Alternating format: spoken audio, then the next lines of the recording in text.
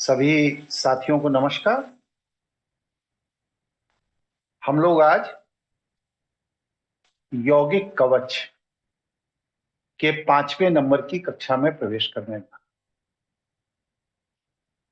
मैंने जैसा बतलाया था कि हमारे पिंड में कुल 62 नाड़ियां होती हैं, मतलब 31 जोड़ी नाड़ी होती है। और ये जितनी भी नस नाड़ी हैं ये हमारे रीढ़ की हड्डी से जुड़ी हुई है। हम लोग जब तक जीवनी शक्ति से काम करते हैं तब तक ये इड़ा और पिंगला नाड़ी को ऊर्जा देती हैं, और जब हम इड़ा और पिंगला क्रॉस कर जाते हैं और सुषुम्ना से ये नाड़ियां ऊर्जा लेने लगती हैं तो इसको कहते हैं योग हो जाना, जुड़ जाना, यौगिक अवस्था को प्राप्त कर लेना। जब तक आप सुषुम्ना से नहीं जोड़ते हैं तब तक आप यौगिक कवच को प्राप्त नहीं कर सकते। इसके हमने कुछ अभ्यास अभी आज बताएंगे, कुछ प्रैक्टिकल भी करके दिखाएंगे। और मैंने ये कहा कि ये जुड़े या नहीं जुड़े ये बात कैसे डिसाइड होती है, हमारे डायफ्राम से।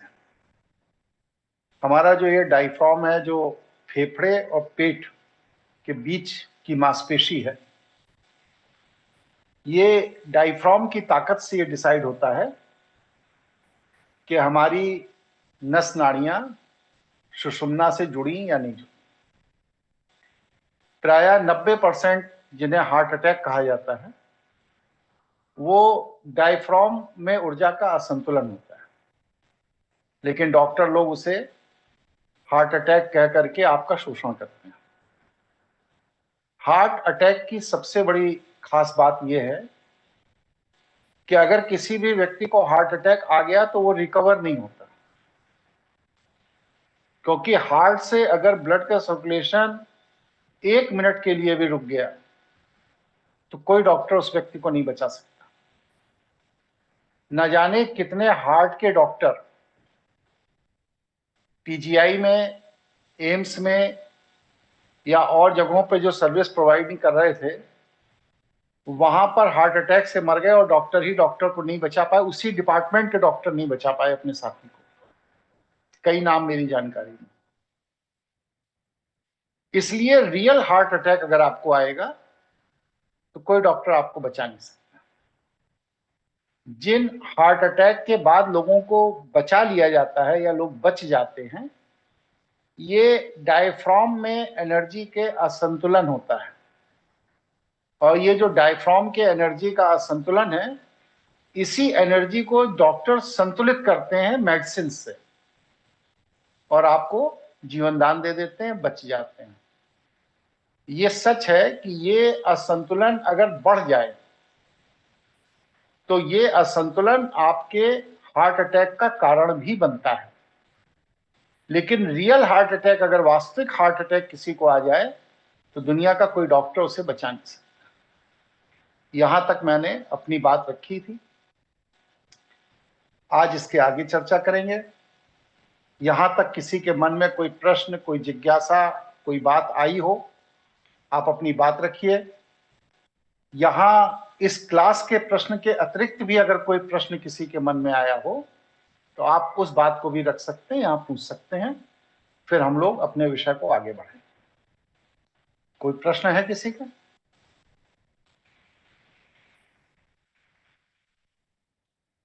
नहीं? प्रणाम गुरु जी, मानिक बोल रहे हैं। हाँ बोलिए मानिक जी।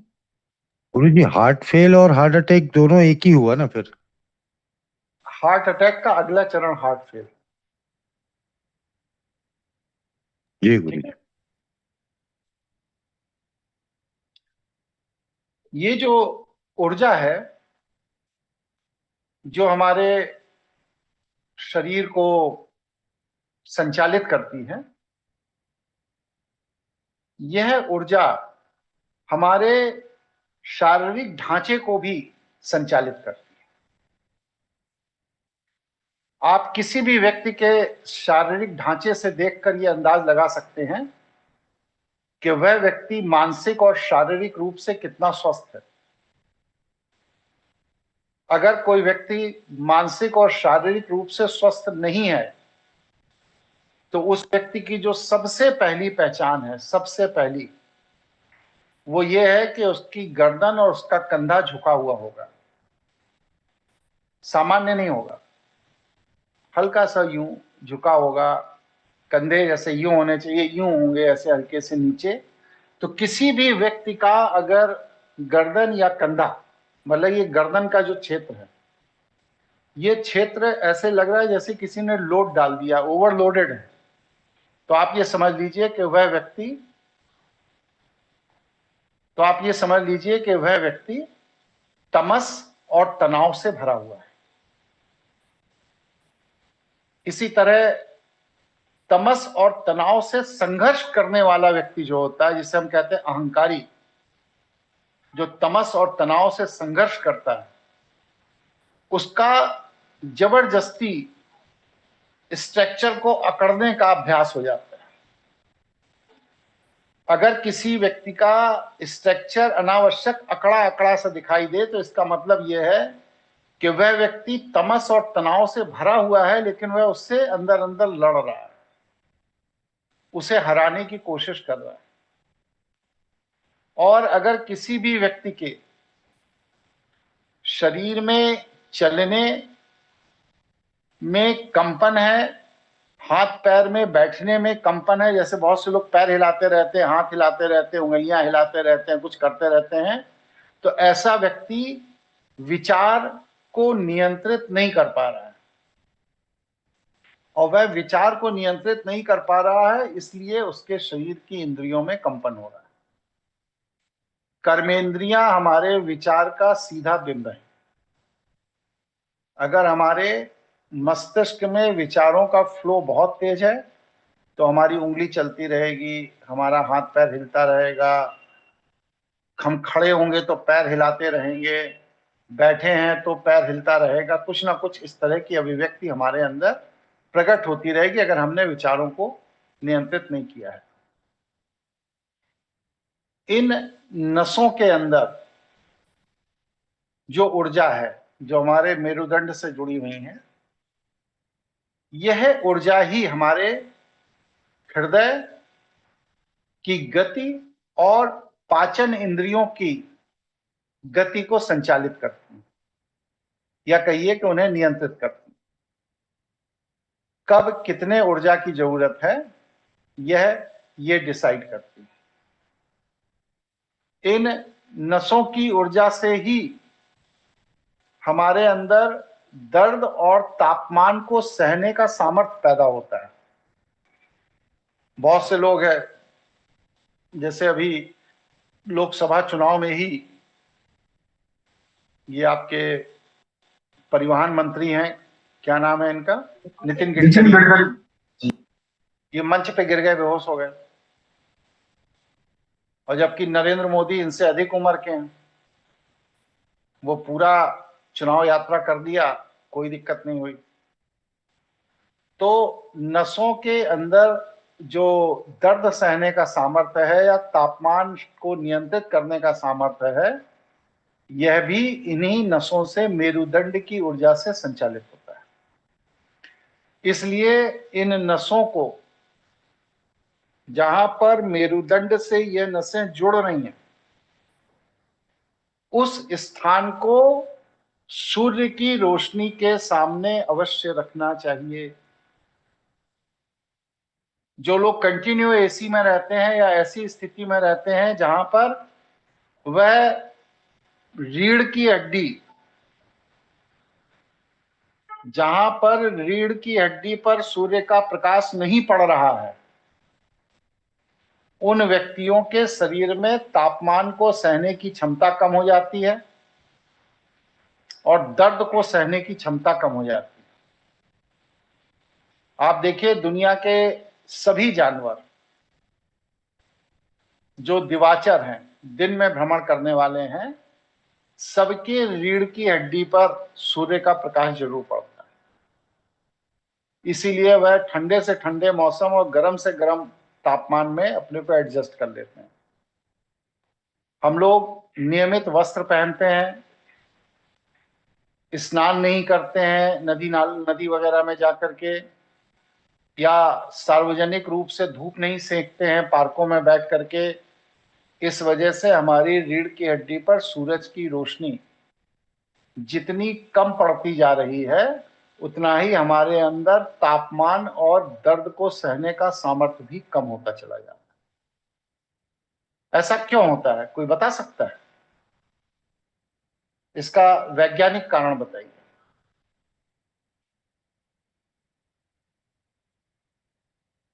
नहीं मालूम है तो बताइए, नहीं मालूम है मैं बताऊं। जी नहीं आप मालूम बताइए। गुरुजी। कोई बात। होता यह है कि सूर्य जो है ये आत्मा कारक ग्रह है। सूर्य की रोशनी जब निरंतर हमारे मेरुदंड पर पड़ती है तो सूर्य की रोशनी के माध्यम से हमें पितरों की ऊर्जा का संरक्षण मिलता है। और जब हमें पितरों की ऊर्जा का संरक्षण मिलता है तो पितर हमें क्या देखना चाहते हैं? खुशहाल। इसलिए वह हमारे जीवन के संघर्ष को कम करते हैं और हमारे दर्द को सहने की क्षमता बढ़ाते हैं, या ये कहिए कि हमारे जीवन के दर्द को कम करते हैं, या हमारे शरीर में प्रसन्नता का बोध निरंतर बना रहे, हम ऋतुओं के प्रभाव से प्रभावित ना हो। इसके लिए हमारे पितर हमें ऐसी दिव्य ऊर्जाएं देते हैं सूर्य के प्रकाश के माध्यम से, जो दिव्य ऊर्जाएं हमारे मेरुदंड के साथ रिएक्ट करके हमारे सुषुम्ना नाड़ी को ऐसी ऊर्जा देती हैं कि उस ऊर्जा के प्रवाह से हमारे शरीर के अंदर चैतन्य ऊर्जा का प्रवाह बढ़ता है। इसीलिए देखिए, साधना करने वाले कोई भी हों, सब वस्त्र को इस तरह पहनते हैं कि उनका पीछे मेरुदंड खुला रहता है। या किसी भी देश में जहां पर ठंड नहीं पड़ रही है वहां पर आप जाइए तो देखिए वो प्रायः बिना कपड़े के ज्यादा घूमते हैं। हम लोगों ने तो अंग्रेजों की नकल में कपड़े ज्यादा पहनने शुरू कर दिए।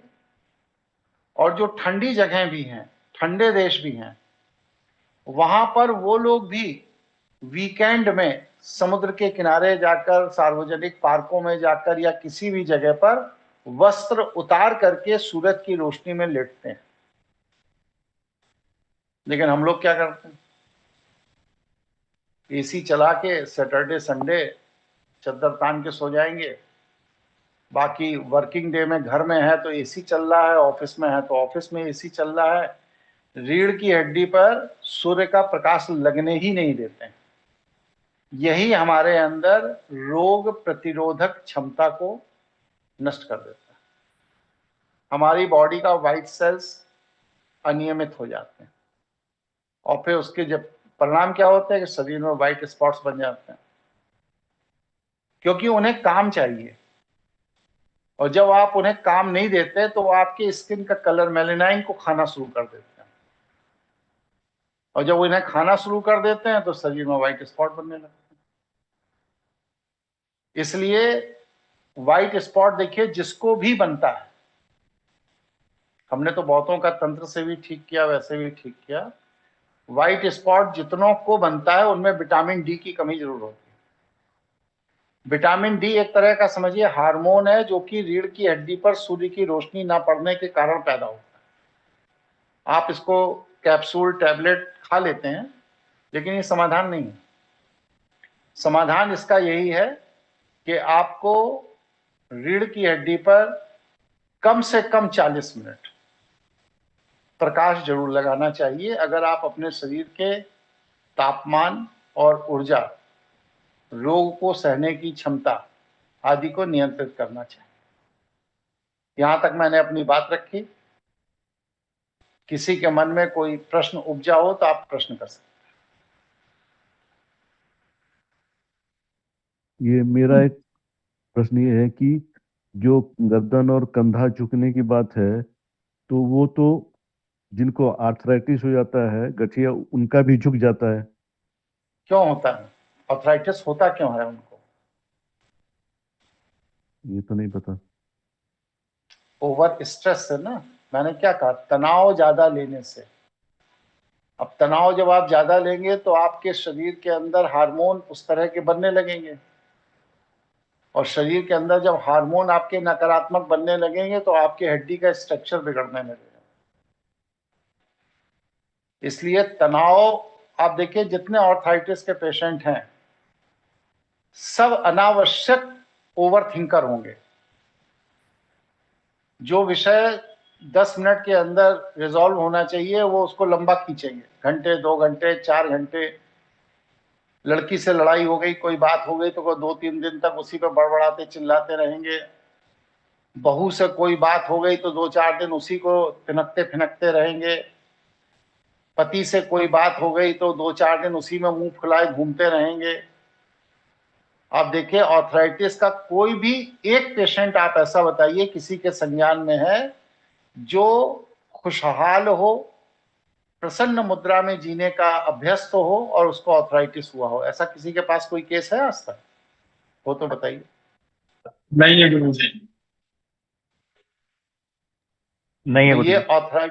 आर्थराइटिस ओवर एसिडिटी से होता है, और ओवर एसिडिटी तनाव से। ये मस्तिष्क तनाव लेने के लिए ईश्वर ने नहीं दिया है। ईश्वर ने मस्तिष्क दिया है इस पिंड की सुरक्षा के।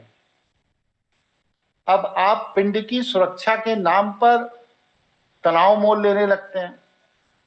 भाई आपका एक सीधी सी बात समझिए, बहुत अच्छी बात बताने जा रहा हूं, बहुत महत्वपूर्ण बात बता रहा हूं, बहुत ध्यान से सुनिए। आपकी प्रतिस्पर्धा किससे है? जवाब दीजिए भाई, 2-4 लोग। आपकी प्रतिस्पर्धा किससे है? जी किसी से नहीं। आप, अरे तो फिर जी कह रहे हैं। उत्तरोत्तर उन्नति कैसे करोगे? कहीं तो प्रतिस्पर्धा के लिए आपके मन में भाव है, तभी तो आप अपना विकास करने की योजना बनाओगे। जी बेस्ट बनने की कोशिश। किससे बेस्ट? तुलना किससे कर रहे हो? यही तो पूछ रहा हूं मैं। प्रश्न यही है कि आप बेहतर बनने के लिए अपनी तुलना किससे करते हैं?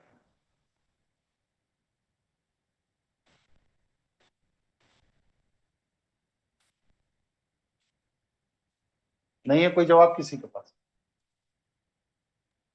नहीं कोई है तो यही पड़ोसी, बताइए। कोई पड़ोसी संबंधी वो वगैरह से हम लोग करते रहते हैं प्रतिस्पर्धा। और इसके अलावा? कोई महान जिसका व्यक्ति को जिसका देखते हैं। जो जिसका जो लक्ष्य है वो आदमी उसको देखता है कि हमसे अच्छा कौन है समाज को। जैसे किसी को धन कमाना है तो मुकेश अंबानी हो गए या फिर उस टाइप के लोग हो गए, तो उनसे मतलब वो बहुत आगे की बात हो गई, लेकिन उसी टाइप में वो लोग आप उसमें प्रतिस्पर्धा होती है। प्रतिस्पर्धा नहीं कर सकते वो, लेकिन वो एक वो लक्ष्य बना मानसिक सकते हैं। पागलपन है। वो वो जी जी विवेक जी, मानसिक पागलपन है। और मानसिक पागलपन जिस व्यक्ति का होता है वो व्यक्ति जीवन में कभी सुखी नहीं होता। और हम लोग भी मानसिक रूप से पागल ही हैं। प्रतिस्पर्धा जब भी होगी आपकी, जब भी स्वयं होगी, से होगी, स्वस्थ स्वयं से प्रतिस्पर्धा। होगी। बंद करो जी माइक, किसका खुला है?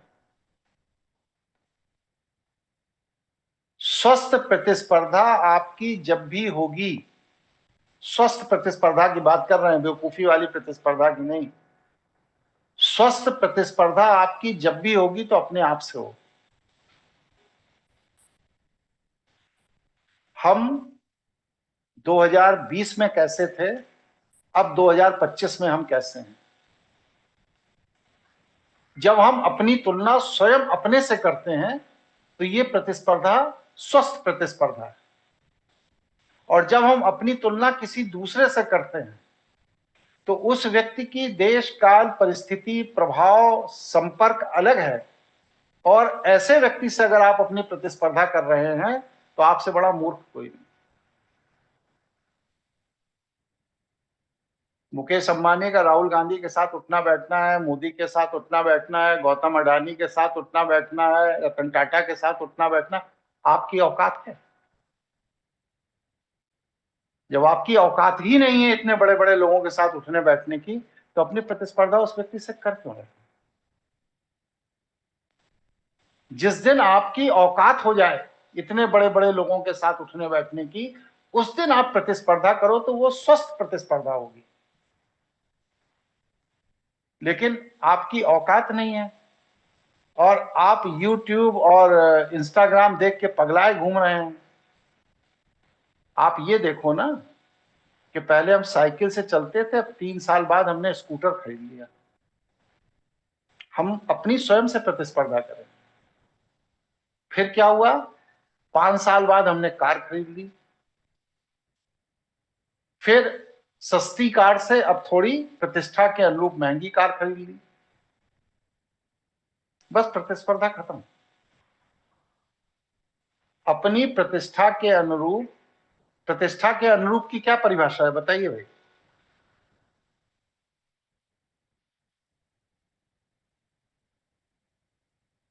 बताइए। नहीं, आवश्यकता अनुसार। आवश्यकता और प्रतिष्ठा दोनों अलग अलग है कि एक ही चीज है मानिक लाल जी? दोनों एक ही हुई। गजब है। आवश्यकता आपको रोटी खाने की है, भूख लगेगी तो आवश्यकता रोटी खाने की है। लेकिन 4 रिश्तेदार आएंगे तो आप घर पे पूड़ी बनवाएंगे कि रोटी खिलाना शुरू कर देंगे? मेहमान नवाजी के लिए पूरी तो बनाना पड़ेगी। तो क्यों बनानी पड़ेगी अगर दोनों एक ही चीज है? आवश्यकता तो रोटी ही खाने की है, पूड़ी क्यों बना रहे हैं? क्यों? क्योंकि वो प्रतिष्ठा के लिए बना। अपना सम्मान और उनका सम्मान दोनों को ध्यान में रख के पूड़ी बना रहे हैं। प्रतिष्ठा और आवश्यकता दोनों बहुत अलग अलग चीजें हैं, भ्रमित मत होइए। स्पष्ट हुआ? जी गुरु।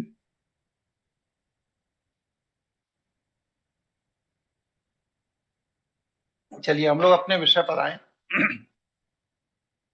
जो मैंने कहा कि रीढ़ की हड्डी को सूर्य की रोशनी लगना अनिवार्य है, और अगर रीढ़ की हड्डी को सूर्य की रोशनी नहीं लग रही है तो क्या होगा? व्यक्ति की प्राण ऊर्जा भ्रमित रहेगी, और व्यक्ति की जब प्राण ऊर्जा भ्रमित रहेगी तब क्या होगा? व्यक्ति सही निर्णय नहीं ले पाएगा। भीष्म पितामह सूर्य के उत्तरायण होने के इंतजार में 58 दिन वाणों की सैया पर लेटे रहे। कितने दिन? 58 दिन। क्योंकि वो इस रहस्य को जानते कि मकर संक्रांति को सूर्य की ऊर्जा तीव्र हुए बिना अगर मैं शरीर छोड़ दूंगा तो हमारी प्राण ऊर्जा भ्रमित रहेगी, भटकती रहेगी, मैं देवलोक नहीं जा पाऊंगा। इसलिए 154 तीर पूरे शरीर में लग जाने के बाद भी 58 दिन तक वह वाणों की सैया पर सूर्य के उत्तरायण होने का इंतजार करते रहे। यह है सूर्य, जीवनी ऊर्जा और मेरुदंड का महात्मा। समझ में आ गया यहां तक? जी स्पष्ट है। सुशील बोल रहा हूँ। मेरा एक प्रश्न है गुरु जी, आपने जो अभी व्याख्या बताई कि रोग से मतलब जो रोग होते हैं उनका वजह ये है, लेकिन समाज में बहुत से ऐसे लोग हैं जिनको इस बारे में पता भी लग जाता है, लेकिन वो अपने डेवलपमेंट के लिए वो पैसा नहीं खर्च करेंगे, बजाय वो मेडिकल में, इंश्योरेंस में सब चीज दे देंगे। तो आप थोड़ा सा विस्तार से बता सकते हैं कि ऐसा क्यों होता है कि वो अपनी पर्सनल डेवलपमेंट के लिए स्पिरिचुअल की जो अवेकनिंग है उसमें वो इंटरेस्टेड नहीं होता है या नहीं करना चाहता है, बल्कि मेडिकल के काफी लंबे चौड़े भी कर देगा वो अपने। इसकी मूल वजह क्या है? इसकी मूल वजह है हमारी वृत्ति और परिवेश। आप देखिए बचपन में बच्चे को ठंड लगी, माता पिता क्या कहते हैं? ये नहीं कहते हैं कि बच्चे को अंदर से स्ट्रॉन्ग करो, कपड़े पहनाओ और उसके अंदर रोग से लड़ने की क्षमता पैदा करो। ये नहीं कहते ना माँ बाप। माँ बाप क्या कहते हैं? डॉक्टर को दिखा लो, जाओ तुरंत दवाई ले लो। डॉक्टर भी आपको जो दवाई देता है वो अमृत नहीं देता है, वो आपको स्लो पॉइजन देता है। और वो स्लो पॉइजन लेते लेते लेते लेते हमारा माइंडसेट इस तरह का हो जाता है कि हम विपरीत परिस्थितियों में जहर की तरफ भागना शुरू कर देते हैं। एक दृष्टांत से इस विषय को समझा रहा हूं। एक शैव जीवन दर्शन का विचारक किसी सेठ जी के यहां आमंत्रण पर भोजन पर चला गया। भोजन की मेज पर बैठते ही वहां पर जैसे ही खाना लगना शुरू हुआ वैसे ही भूकंप आ गया। अब भूकंप के आते ही सभी फ्लैट के सारे लोग सीढ़ियों से उतर उतर के भागना शुरू कर दिए। उसमें वह सेठ जी भी भागना शुरू कर दिए जो गुरु जी को अपने घर लाए थे भोजन कराने के लिए। जब तक वो नीचे उतरे, भागे, दौड़े, कूदे कादे, 1-2 मंजिल नीचे तक पहुंचे, तब तक भूकंप खत्म हो गया। भाई भूकंप आते ही कितनी देर के लिए? 5-7-10 सेकंड के लिए भूकंप खत्म हो गया। 1 मंजिल 2 मंजिल उतरे, तब तक भूकंप खत्म हो गया। फिर वो ऊपर सब लोग अपने अपने फ्लैटों की तरफ वापस आ गए। तो वो जो करोड़पति व्यक्ति थे जो अपने गुरुजी को भोजन के लिए बुलाए थे, उन्होंने आकर देखा कि गुरुजी अपने उसी कुर्सी पर आराम से बैठे हुए हैं और आंखें बंद हैं, ध्यान में हैं, और पूरा समाज सीढ़ियों से उतर के नीचे भाग रहा है। उन्होंने कहा भाई ये तो बड़े सिद्ध गुरुजी हैं, भागे नहीं, दौड़े नहीं, आम इंसान से बेहतर हैं, इसलिए इनका मैं बहुत सम्मान करता हूं। खाना लगा, खाना खाया। इसी बीच में उस करोड़पति व्यक्ति ने उस स्वामी जी से पूछा, अपने गुरु जी से, कि भाई भूकंप आया, हम सब उतर के भागे, आप क्यों नहीं भागे, बल्कि आप यहां शांत एकदम बैठे हुए हैं ध्यान अवस्था में। उन्होंने कहा कि तुम्हारी वृत्ति बाहर तरफ भागने की है, इसलिए तुम अपनी जीवन रक्षा के लिए बाहर भागे। निरंतर साधना से मेरा अभ्यास अंदर की तरफ जाने का है, इसलिए मैं बाहर की तरफ नहीं भागा, मैं ध्यान में चला गया। क्योंकि अगर भूकंप से ये इमारत गिरेगी तो ऐसा नहीं है कि 15वीं मंजिल पे जहां तुम बैठे हो यहां का आदमी मर जाएगा और नीचे वाले बच जाएंगे। गिरेगी तो सब मरेंगे। इसलिए भूकंप में भागना कोई विकल्प नहीं है। तुम 14 मंजिल उतर के जब तक नीचे पहुंचोगे तब तक तो भूकंप को जो करना है वो कर चुका होगा, बल्कि 15वें मंजिल वाले की उम्मीद ज्यादा है, क्योंकि उसके ऊपर एक ही छत है, और जितना तुम नीचे उतरते जाओगे उतने छत के लोड बढ़ते चले जाएंगे। इसलिए तुम्हारी वृत्ति विपत्ति काल में बाहर की तरफ भागने की है, इसलिए तुम बाहर की तरफ भागे, और हमारी वृत्ति अंदर की तरफ जाने की है, इसलिए मैं यहीं पर बैठे बैठे ध्यान में चला गया। तो ये जो संदेश है, ये संदेश इस बात की सूचना है कि व्यक्ति अपने जीवन के निर्णय अपने वृत्ति के आवेग में लेता है। ना किसी को डॉक्टर बचा सकता है, ना कोई व्यक्ति स्वयं बच सकता है, उसको ईश्वर ही बचा सकता है। लेकिन व्यक्ति का आवेग जो है वो उसे डॉक्टर के पास लेकर जाता है। ठीक है सुशील जी, प्रश्न का उत्तर मिला आपको? जी गुरु जी, इसमें एक क्वेश्चन और ये है कि मान लीजिए बच्चा माता पिता के परिवेश में रहा या जो भी रहा, एक समय बाद जो सोसाइटी में आया, डिस्कशन होता है, तब भी उसका ये आलम हो जाता है कि आपके मान लीजिए, मैं तो सर्वश्रेष्ठ अभी जो है वही बात करूँ, लेकिन लोग क्लासेस सुनते हैं, वीडियो सुनते हैं, ऐसा करते हैं क्या कॉन्सेप्ट अच्छा है, उसके बावजूद उनके अंदर ये जिज्ञासा क्यों नहीं पैदा होती कि भाई चलिए हम निरंतर जुड़े रहें या अपना विकास करें और कर लें। धन की तो बात की बात है, तो इस पे थोड़ा सा और कॉन्सेप्चुअल आपका ये चाहिए।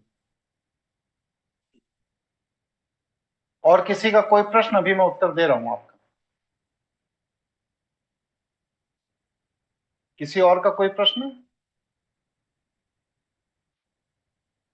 नहीं।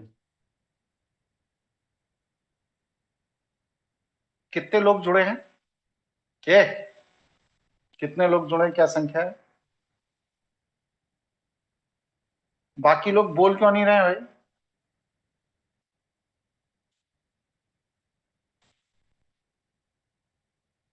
लोग बोल क्यों नहीं रहे हैं? जी नाम गुरुजी, लो अभी जरा। प्रश्न नहीं है।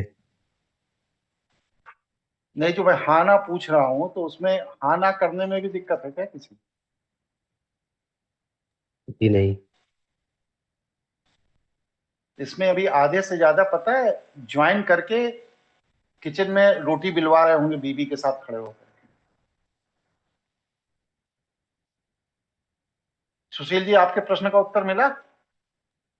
जी मिला। ये जो तिलिस्म है ना परिवार का, वो तिलिस्म आपको प्रगति नहीं करने देता। बच्चे की फीस आप समय से जमा कर देंगे, नहीं तो बच्चे का नाम कट जाएगा, पनिशमेंट लग जाएगा, उसको बेइज्जत किया जाएगा स्कूल में। मकान का किराया समय से दे देंगे, मकान मालिक 50 गाली देगा। बिजली का बिल समय से देंगे, नहीं तो बिजली कट जाएगी। लेकिन सब जगह खर्च कर देने के बाद जिस मस्तिष्क की ऊर्जा से आप अपना घर परिवार जीवन चला रहे हैं, उस मस्तिष्क की ऊर्जा को विकसित नहीं करेंगे। क्यों? क्योंकि मस्तिष्क की ऊर्जा को विकसित करने के लिए आपको सबसे पहले अपने जीवन शैली पर, अपनी वृत्ति पर आघात करना पड़ेगा। और अपना जीवन शैली और अपनी वृत्ति से इतना मोह है लोगों को कि वह उस मोह को तोड़ना नहीं चाहते। सर्वनाश हो जाए, सब खत्म हो जाए, नौकरी चली जाए, जीवन खराब हो जाए, परिवार में कैंसर से लोग मर जाएं, खुद भी कैंसर से मर जाएं, कुछ भी हो जाए, लेकिन हम जैसे जीते हैं वैसे ही जिएंगे। हम जो करते आए हैं आज तक 25, 30, 40 सालों में, भले ही हम बर्बाद हो जाए, तबाह हो जाए, लेकिन करेंगे वही जो पिछले 40 साल से करते आए हैं। इसीलिए देखिए, बेईमान आदमी पुलिस से पकड़ा भी जाता है, मारा कूटा भी जाता है, समाज में भी बेइज्जत किया जाता है, जेल भी जाता है, लेकिन लौट के आता है तो फिर वो बेईमानी ही करता है, क्योंकि यह वृत्तिगत दोष है। अज्ञात भय से भरा हुआ इंसान, सुशील जी, कभी विकसित होने की इच्छा रखेगा ही नहीं। उसको विकसित होने में डर लगता है। उसको ये लगता है कि हम विकसित कैसे हो जाएं, फिर समाज क्या सोचेगा हमारे बारे में। आप खुद बताइए कि आपका उठना बैठना, कपड़ा लत्ता, गाड़ी घोड़ा, समाज में बातचीत, ये सब एक भय के कारण है या स्वच्छंदता से है, स्वेच्छा से है? क्योंकि अगर मेरी अपनी इंडिविजुअल बात है तो ये मेरे अपनी मतलब अपने फ्रीडम से है, और अगर बाकी समाज की जाए तो वो तो भय में करती है बातें। मैं सहमत हूँ, जो भीड़ और समूह का डेफिनेशन आपने दिया है उससे मैं सहमत हूँ। आप इसलिए अपनी स्वेच्छा से करते हैं क्योंकि आप विकसित हो गए, लेकिन बाकी और लोग विकसित नहीं हैं, इसलिए वो नातेदार, रिश्तेदार, माता पिता, पड़ोसी, चाचा, बॉस, सबॉर्डिनेट, इनके व्यवहार से, अज्ञात भय से भयभीत होकर समाज में काम करता है, निर्द्वंद होकर काम नहीं करता है, भयभीत होकर काम करता है। और जब चित्त भयभीत होता है तो ऐसा व्यक्ति मानसिक रूप से स्वस्थ नहीं होता है। अब जब व्यक्ति मानसिक रूप से स्वस्थ ही नहीं है तो व्यक्ति को पता ही नहीं है कि मैं अपना कितना बड़ा नुकसान कर रहा हूं, क्योंकि वो स्वस्थ नहीं है, पागल है, बीमार है, तब उसे पता नहीं है कि वो कितना बड़ा नुकसान कर रहा है। तो ऐसा जो विकृत चित्त का व्यक्ति है, वह व्यक्ति अवसर होने के बाद भी, संसाधन होने के बाद भी, सामर्थ्य होने के बाद भी, ईश्वर की कृपा होने के बाद भी अपने अज्ञात भय और वृत्ति के आवेग के कारण अपना विकास नहीं करता, और इनका कोई भविष्य नहीं है। आज से 10 साल पहले भी ऐसे ही मिडिल क्लास जीते आए हैं और 10 साल बाद भी ये संघर्ष करते ही दिखाई देंगे, कोई भविष्य नहीं है इनका। क्यों? क्योंकि ये अपने को बदलना नहीं चाहते, जैसे चल रही है जिंदगी, चल रही है। ठीक है, जवाब मिला सुशील जी आपको? आप जी गुरु जी, मिला। अब इसमें मेरा एक प्रश्न और एक जिज्ञासा पैदा हुई है। तो फिर व्यक्ति जब बदलना नहीं चाहता तो वो अपना कंपैरिजन सोसाइटी के हाई या प्रोफाइल या बड़े लोगों के साथ, जो बड़े एस्टैब्लिश पोस्ट में हैं, उनके साथ भी कंपेयर करता है कि मैं ऐसा हो जाऊं, जबकि उसका कोई मार्ग नहीं है वहां तक पहुंचने के लिए, चीजें नहीं। बेसिक क्वेश्चन के लिए बता, ये विकृत चित्त व्यक्ति को आपने कभी देखा? जी गुरु जी। देखा है कि नहीं देखा? हाँ देखा गुरु, देखा बिल्कुल देखा। देखा है। विकृत चित्त व्यक्ति क्या करता है? सड़क पे जाता रहेगा, बड़बड़ाता रहेगा,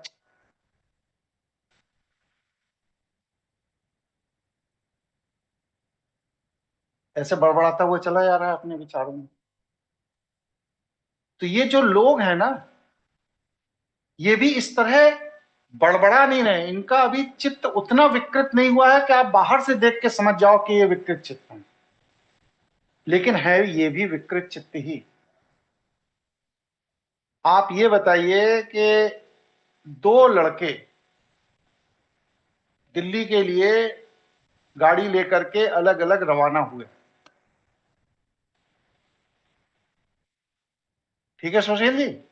जी 2 लड़के गाड़ी लेकर के दिल्ली के लिए अलग अलग रवाना हुए, दोनों ने रेड लाइट का भी ऑनर किया, दोनों ने हॉर्न का भी ऑनर किया, दोनों ने डिपर लाइटों का भी ऑनर किया, और जो ट्रैफिक रूल्स हैं उन सारे ट्रैफिक रूल्स को दोनों ने फॉलो किया,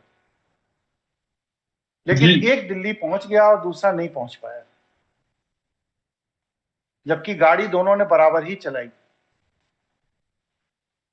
ऐसा क्यों? एक जो रास्ते की चकाचौंध है उसमें अपना समय और ध्यान भटकाता चला गया, और एक को जहाँ पहुंचना था उसने उस पर कंसंट्रेट करके वो अपना मंजिल तक पहुंचा। मेरी समझ से बिल्कुल सही। एक व्यक्ति वो है जिसका टारगेट फिक्स है कि हमें दिल्ली पहुंचना है। दिल्ली कितना का? 530 किलोमीटर।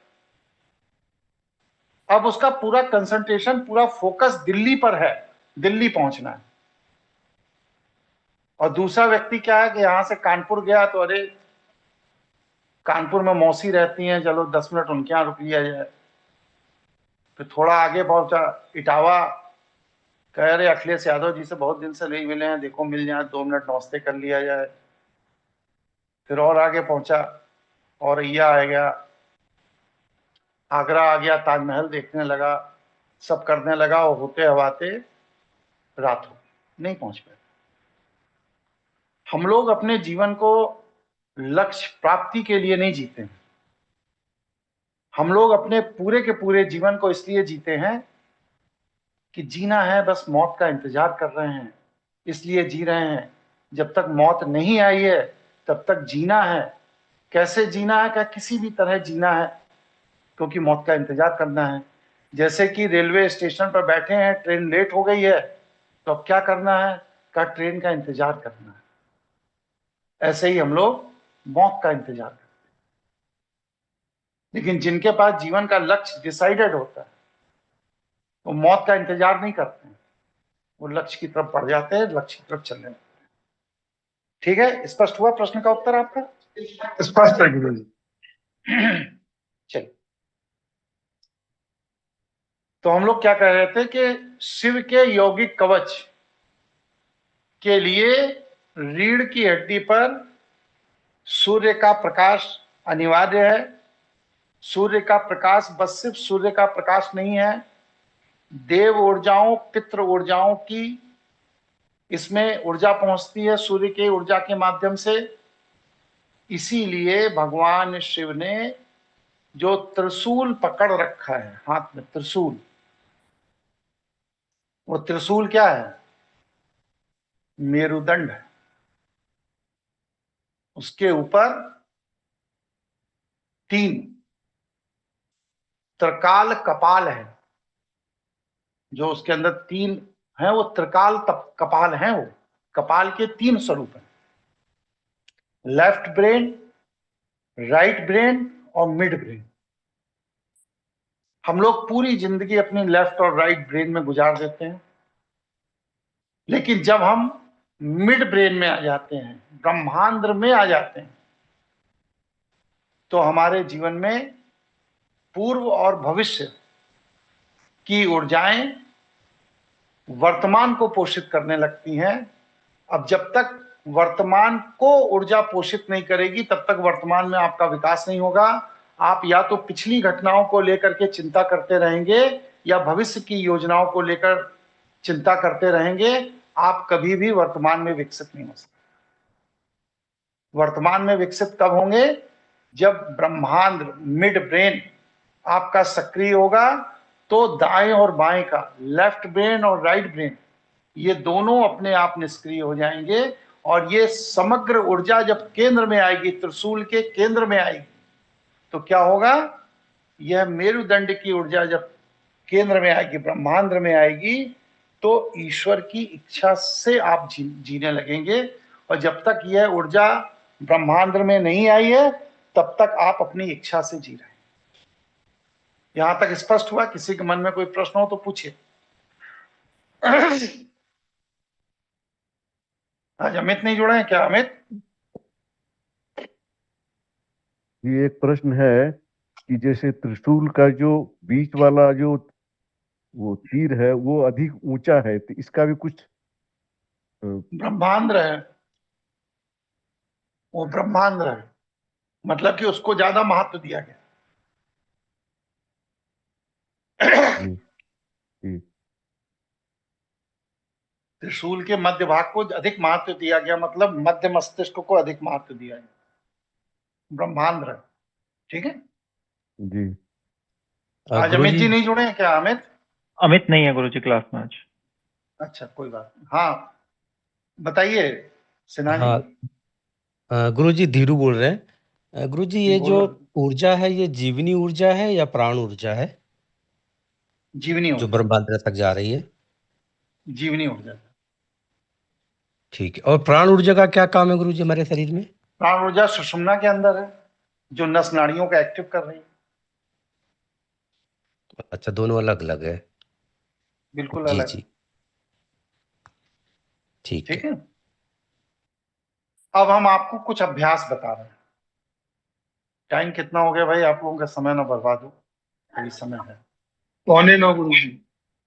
ठीक है, अब हम आप लोगों को कुछ अभ्यास बता रहे हैं।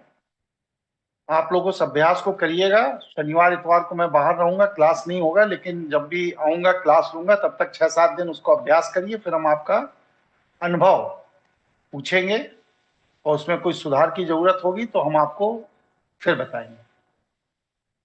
सबसे पहले काम क्या करना है कि हम लोग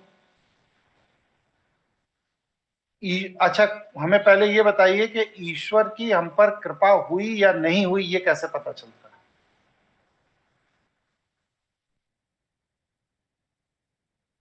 बताइए।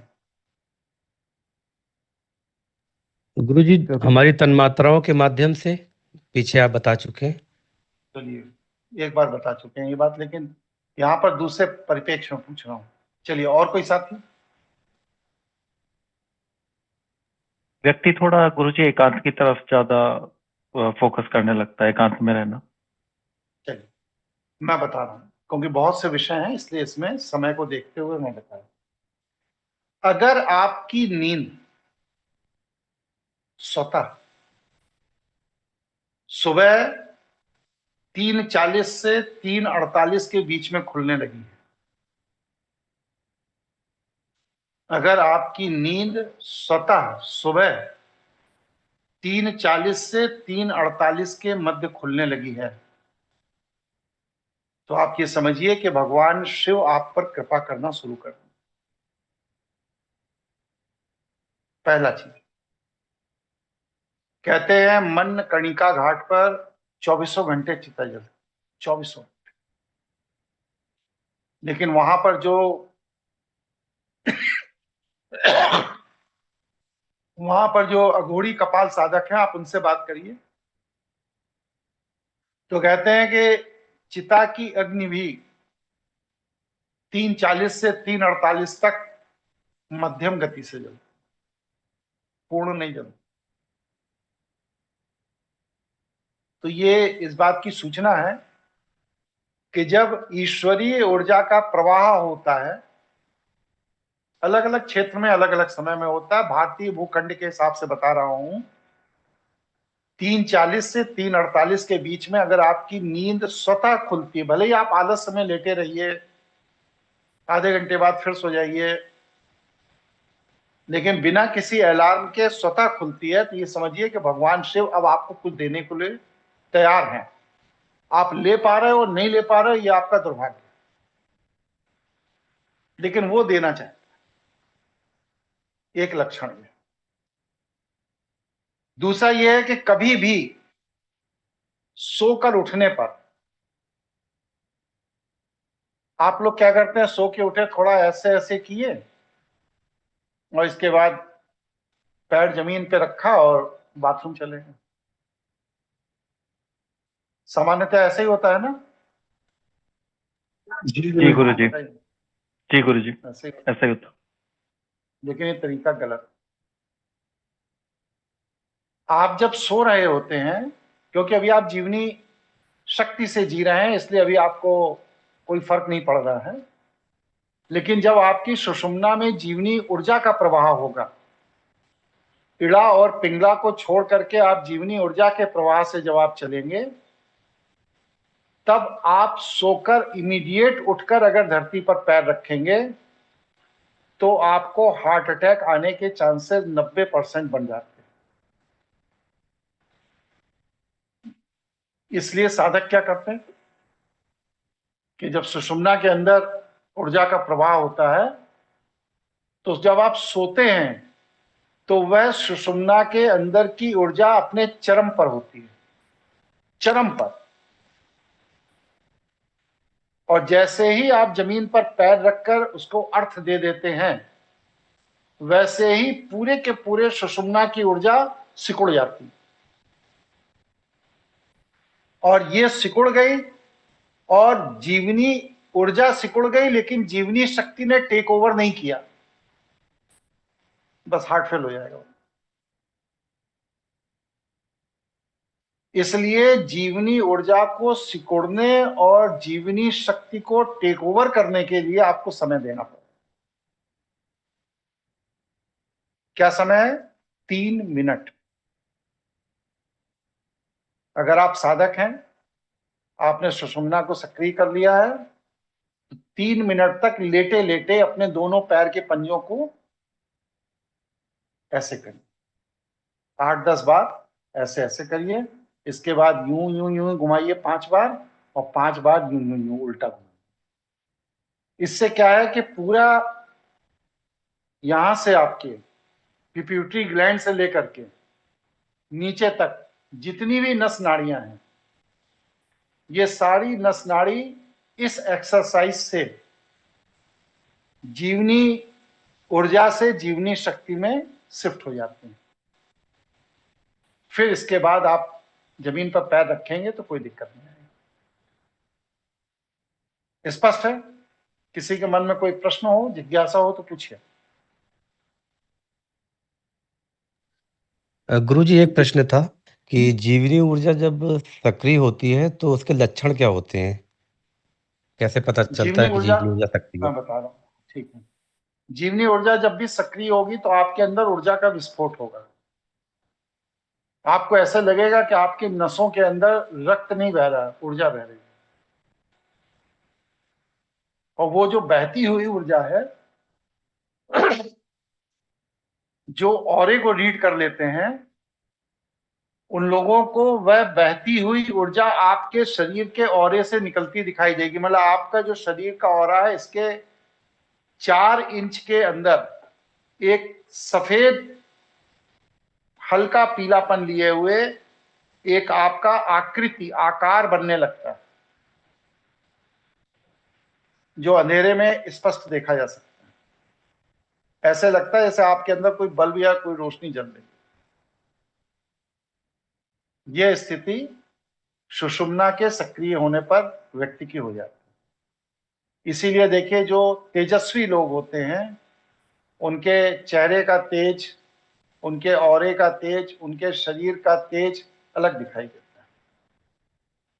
इसीलिए अलग दिखाई देता है। ठीक है? जी हो गया? धन्यवाद जी। ठीक। फिर इसके बाद क्या करना है? उठकर बैठ गए। उठ के बैठने के बाद शनि की उंगली से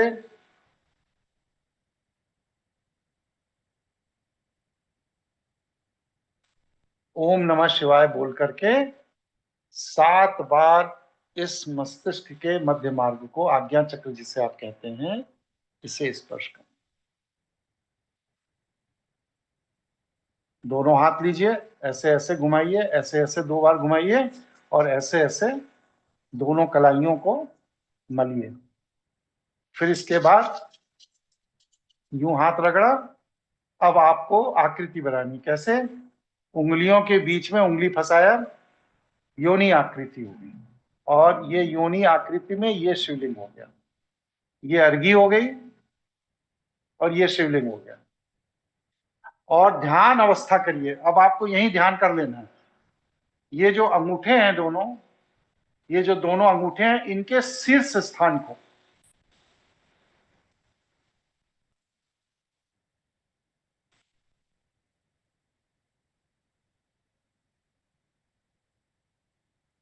देखिए। फिर इसके बाद हाथ को ऐसे मलिए और अपने चेहरे पर ऐसे लगा करके फिर अब आप दैनिक कार्य के लिए तैयार हो गए। बस सिर्फ ये क्रिया करनी है। पैर के पंजे करना है ऐसे ऐसे 5 बार, ऐसे 5 बार ऐसे। इसके बाद उठकर बैठना है। 7 बार शनि की उंगली से यहां स्पर्श करना है। स्पर्श करने के बाद आगे क्या बताया, बताइए। मुझे हैंड्स को रोटेट करना है, लेफ्ट और राइट, और नीचे से। हाथ को ऐसे ऐसे 2-3 बार इधर, 2-3 बार इधर रोटेट किया। दोनों अपनी, ये नाड़ी स्थल है, दोनों नाड़ी स्थल पर मला और मलने के बाद फिर अर्घी बनाया और शिवलिंग बना करके ध्यान किया। पूजा हो गई, बस खत्म। इसके अलावा जितनी पूजा हो रही है ये सब आडंबर। शनि चालीसा, ये चालीसा, वो चालीसा, सब व्यर्थ, कोई आवश्यकता नहीं।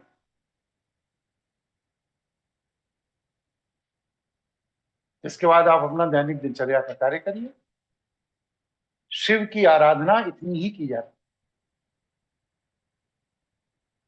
वास्तव में शैव साधक जो होगा उसकी पूजा बस सिर्फ 48 सेकंड की होती है,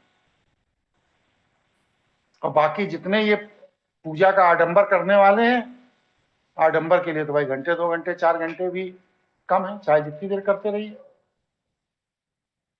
शैव साधक के अंदर साधना के 5 अलग अलग स्तर हैं, 2 आगे के 7 स्तर हैं। वह अलग अलग स्तर के मंत्र अलग अलग समय पर वह अंतः नाद के साथ जपता रहता है। जैसे जैसे उसकी श्वास चलती है वैसे वैसे वह मंत्र का जप चलता रहता है। शैव साधक प्रत्यक्ष पूजा बस सिर्फ 48 सेकंड की करता है, बाकी आंतरिक पूजा उसकी 24 घंटे चलती रहती है। वो जब सो जाता है, गहरी नींद में सो जाता है, तब भी सांस के स्वर के साथ उसका सबकॉन्शियस ब्रेन उस मंत्र का जप करता है।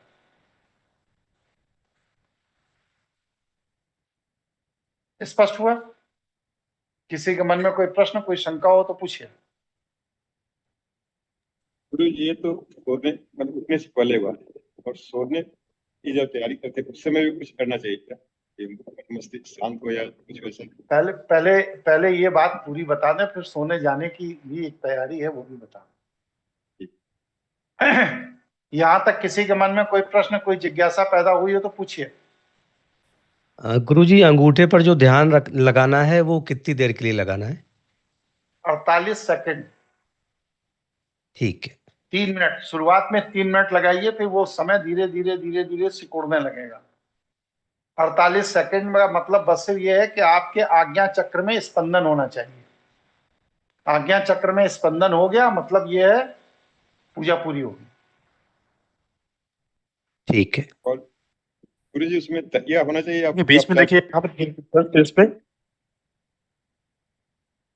विवेक जी आप क्या कह रहे हैं, पहले आप पूछिए क्या कह रहे थे। सॉरी गुरु जी, मैं पूछ रहा था गुरु जी कि जो तकिया रखना गर्दन पे या पूरा फ्लैट होना चाहिए जब ये अपना नहीं, आप मतलब तकिया हटा दीजिए। जब आप पैर को यूं सो के जाग गए, अब तकिया की क्या जरूरत है, पूरा एकदम शव आसन में लेट जाइए, तब तकिया की क्या जरूरत है, सो के उठ गए। जी ठीक है। हाँ, आप कोई दूसरे साथी थे, बोलिए भैया क्या कह रहे हैं। जी, अंगूठे दोनों अंगूठे के बीच में देखना है, शीर्ष पे या कैसे देखना है? ये दोनों अंगूठों के शीर्ष में देखना है, यहाँ इस जगह जहां पर ये जी दोनों अंगूठे जुड़े हुए। जी। गुरुजी, आप डायफ्राम के कुछ बता रहे थे पिछले सत्र पे। वीडियो सुना कि नहीं? जी, सुना था। तो जो बताया वो उसमें पूरा बता तो दिया है, अब बचा क्या था उसमें? जी, उसको पुष्ट कैसे करना है, मतलब उसको मजबूत कैसे करना है? अभी पहले ये मैंने उठना बताया है ना, अब डायफ्राम की एक्सरसाइज आगे बताऊंगा। जी जी। आप पिछली बार भी यही गलती किए थे। क्या नाम है आपका? भूलू। भोलू जी, आप वास्तव में भोलू ही हैं। पिछली बार भी आपने यही गलती किया था कि जो समझाया था वो छोड़कर बाकी आप आगे के प्रश्न करने लगे थे। इसी पर डांटा था ना पिछली बार आपने। जी लेकिन वृत्ति का आवेग, मानसिक असंतुलन, विकृत चित्त, ये हंसने का विषय नहीं। जो आप खिस्स से हंस दिए, हंसने का विषय नहीं है। ये इस बात की सूचना है कि आप इस योग्य नहीं है कि विद्वानों की सभा में बैठे। अपने को परिपक्व कीजिए, वरना ऐसे खिस्स खिस्स जिंदगी कर लेंगे, 5-7 साल बाद तबाह होकर के घूमेंगे। आप हंसे क्यों, मुझे हंसने की वजह बताइए। जी, कुछ आ नहीं रहा था ऐसे कि क्या बोलूं, तो ऐसी हंसी निकल जाती कभी कभी। तो ऐसे ही मतलब कि आप हर जगह ऐसे ही दांत निकालते रहते हैं? जी, कभी कभी मतलब समझ अगर नहीं आता आपको तो। जी कोई चीज समझ में नहीं आती है तो उसको समझने की चेष्टा करेंगे कि दांत निकालने लगेंगे? विद्वान जनों के बीच में उठना बैठना नहीं है क्या आपको? जी, अभी तो अकेला ही रहता हूँ। हाँ, इसीलिए सामाजिक मर्यादाएं आपको निभाना। सीखिए उसको। जी ठीक है, प्रबुद्ध लोगों के साथ कैसे उठा बैठा जाता, कैसे बात की जाती, कैसे व्यवहार किया जाता, इसको सीखिए। जी हर जगह दांत निकाल देना आपके वजन को खत्म करता है। जी कोई भी प्रबुद्ध व्यक्ति हर जगह अनावश्यक दांत नहीं निकालता फिरता। जी क्या आयु है आपकी? जी 34। 34 वर्ष की उम्र में अभी आप प्रबुद्ध लोगों से जीवन में नहीं मिले, नहीं देखा, तो क्या मरने के बाद भेंट करेंगे? कब करेंगे? 34 वर्ष तक क्या करते रहे? जी जीवन का भी संघर्ष रहा, तो इसलिए संघर्ष किसी के, सबका होता, किसका नहीं होता संघर्ष? राम को वनवास हुआ तो क्या जंगल में उन्होंने ऋषियों मुनियों से मिलना बंद कर दिया क्योंकि जीवन का संघर्ष रहा? नहीं, बताइए, जवाब दीजिए। ये ऐसा तो नहीं देखा। नहीं देखा। युधिष्ठिर को वनवास हुआ, अज्ञातवास हुआ, तो वो क्या जंगल में लोगों से मिलना जुलना, ऋषियों मुनियों मनीषियों से चिंतन विचार विमर्श उन्होंने बंद कर दिया? जी ऐसा तो कहीं नहीं मिला जी। तो आपने क्यों बंद कर दिया? क्योंकि आपकी वृत्ति कुलुषित लोगों के साथ उठने बैठने की। संघर्ष किसके जीवन में नहीं होता? यहाँ जितने लोग मीटिंग में है, 35 लोग, सबके जीवन में संघर्ष है। हर व्यक्ति अपने से विद्वान व्यक्ति के साथ बैठता है, अपना विकास करता है, कहीं अवरोध है तो विद्वान व्यक्ति से परामर्श लेता है। जी ये कौन सा जवाब है कि हमारे जीवन में संघर्ष था इसलिए मैं आज तक विद्वान व्यक्तियों के साथ बैठा उठा नहीं? आपकी वृत्ति दूषित है इसलिए आप नहीं उठे रहे। ठीक है, चलिए। हाँ, तुम्हारा क्या धीरू, तुम्हारा क्या प्रश्न था? प्रश्न पूछो। हो गया गुरुजी, स्पष्ट हो गया। हो गया। चलिए, विवेक जी का प्रश्न था कि हमें सोते समय क्या, किस तरह सोना चाहिए। सबसे पहली बात तो यह है कि आप जितने भी बजे सोते हैं उसके कम से कम 3 घंटे पहले भोजन करिए। भोजन आधे पेट होना चाहिए।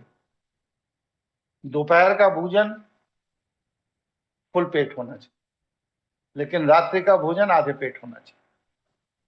3 घंटे पहले भोजन करिए और इसके बाद वज्र आसन में कम से कम 10 मिनट नियमित बैठिए।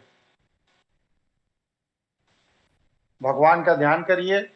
जो जिस भगवान की पूजा करता है उसका ध्यान करिए। जो भगवान शिव की पूजा करता है वो शिव का ध्यान करिए। ओम नमः शिवाय मंत्र जप करिए। जिन्होंने मुझसे दीक्षा ले रखी है, जो मैंने उन्हें पहले मंत्र दिए हैं, वो उस मंत्र का जप करें। और इसके बाद सब कुछ ईश्वर को समर्पित करके सोइए। अपने ब्रेन में कुछ भी लेके नहीं सोना, क्योंकि आप कुछ नहीं हो, आपकी कोई औकात नहीं है।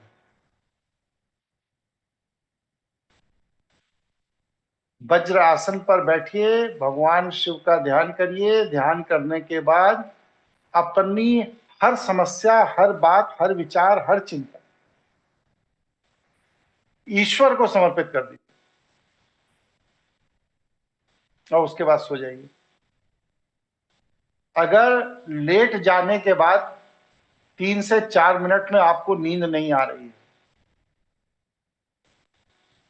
अगर लेट जाने के बाद 3 से 4 मिनट में आपको नींद नहीं आ रही है, तो ये इस बात की सूचना है कि आपका चित्त शांत नहीं है। और अशांत चित्त का व्यक्ति जब भी सोता है तो वह अपनी अशांति को बढ़ाता है। आप सोते समय जिस विचार के साथ सोते हैं, रात्रि में आपका ब्रह्मांड से संपर्क करके उन विचारों को एम्प्लीफाई करता है, उसका विस्तार करता है। अगर आप चिंता के साथ सोए हैं तो निश्चित वह चिंता बड़ी होगी। अगर आप प्रसन्नता के साथ सोए हैं तो निश्चित प्रसन्नता बड़ी होगी। अगर आप करुणा दया के साथ सोए हैं तो और करुणा दया का भाव आप में पैदा होगा। अगर आप संपन्नता के बोध के साथ सो रहे हैं तो आपके जीवन में संपन्नता बढ़ेगी। आप जिस किसी भी विचार के साथ सोते हैं, आपका ब्रह्मांड उसी संकेत को ब्रह्मांड को भेजता है और ब्रह्मांड से उसी तरह की ऊर्जाएं आपके पिंड में उस तरह के हार्मोन बनाती हैं कि वह तरंग जो आप चिंतन करके सोए थे, वह तरंग यथार्थ रूप में आपके आसपास प्रकट होने लगती है। इसीलिए जो लोग बहुत ज्यादा परेशानी और चिंता करके सोते हैं, उनके जीवन का संघर्ष कभी खत्म नहीं होता। किसी के मन में कोई प्रश्न हो तो पूछे। जी, एक प्रश्न ये है कि रात्रि में 3 मिनट के अंदर सोने के लिए दिन में सोना बंद करना पड़ेगा? नहीं, ऐसा कोई वो नहीं है। ये तो आपके सामर्थ्य और इच्छा की बात है। भाई आपको जब नींद आए तब सोइए, जरूरी थोड़ी है कि 8 ही बजे सो जाइए। भाई आपने दोपहर में अगर 1 घंटे सो लिया है, मान लीजिए सुबह आपने सो लिया, खाना आना खा करके 1-1:30 बजे से 2, सवा 2 बजे तक आराम कर लिया, तो रात में 9, साढ़े 9, 10 बजे जब नींद आए तो जाके सो जाइए। जरूरी थोड़ी कि 8 ही बजे जाके लेट जाए। हम तो 11:30, 12 बजे करीब सोते हैं और सुबह 3:30 बजे उठ जाते हैं और फिर अपना काम वाम करते रहते हैं। दोपहर में खाना खा के आधे घंटे, पौन घंटे लेट जाते हैं। नींद आ गई तो आ गई, नहीं आ गई तो लेटे लेटे अपना चिंतन मंथन करते रहते हैं। फिर इसके बाद 2 बजे से अपना उठ के सक्रिय जीवन जीने लगते हैं। एक स्वस्थ चित्त के व्यक्ति को, जिसका चित्त स्वस्थ है, 4 घंटे से ज्यादा सोने की कोई जरूरत है ही नहीं। अगर आप 4 घंटे से ज्यादा सो रहे हैं तो इसका मतलब आपकी मानसिक ऊर्जाएं व्यवस्थित नहीं है, उलझी हुई हैं। जिनकी मानसिक ऊर्जा व्यवस्थित है, उलझी हुई नहीं है, उन्हें 4 घंटे से ज्यादा सोने की जरूरत ही नहीं है। और मैं तो पिछले 30-35 साल से बस सिर्फ 4 ही घंटे सोता हूँ।